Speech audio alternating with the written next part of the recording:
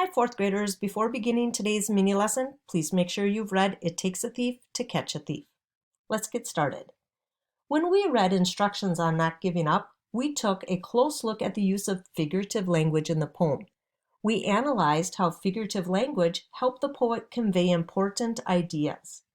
In today's mini lesson, we'll analyze more types of figurative language called idioms, adages, and proverbs.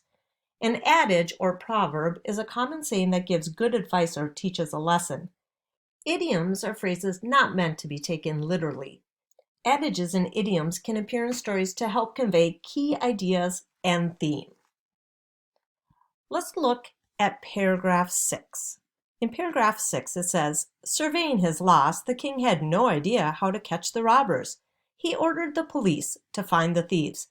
'Leave no stone unturned,' he said."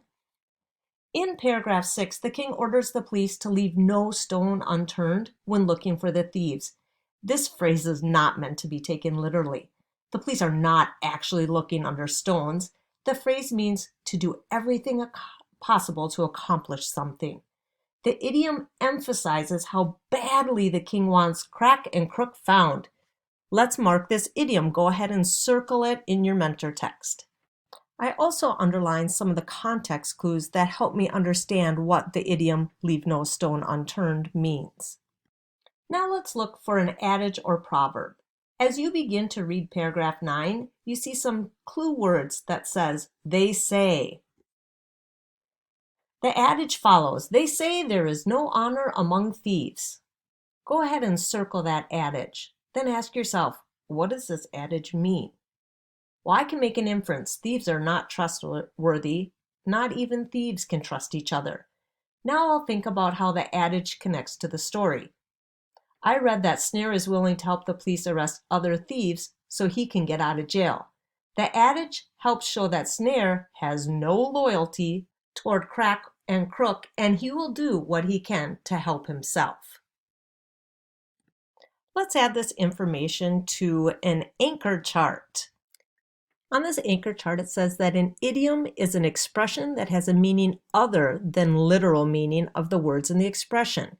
Its meaning is set by common usage. For example, "It's raining cats and dogs" does not mean that cats and dogs are falling from the sky. It just means that it's raining very heavily.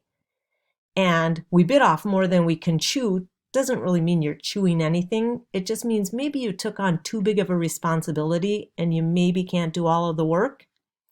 Now, an adage or a proverb is a short expression that is supposed to give good advice or state a general lesson. For example, "better late than never," or "two wrongs don't make a right." I have shown you how to recognize an idiom and an adage and understand their meaning. This helps us understand important ideas in the story.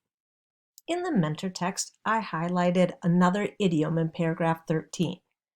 The idiom "save for a rainy day" means to save money for a time when you need it. Snare makes the point that this is not what thieves do with the money they steal. They spend it right away.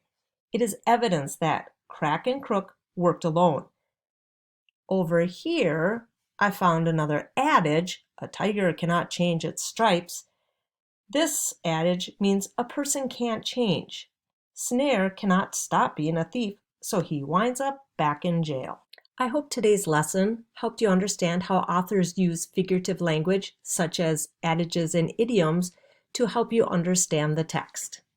Have a great day!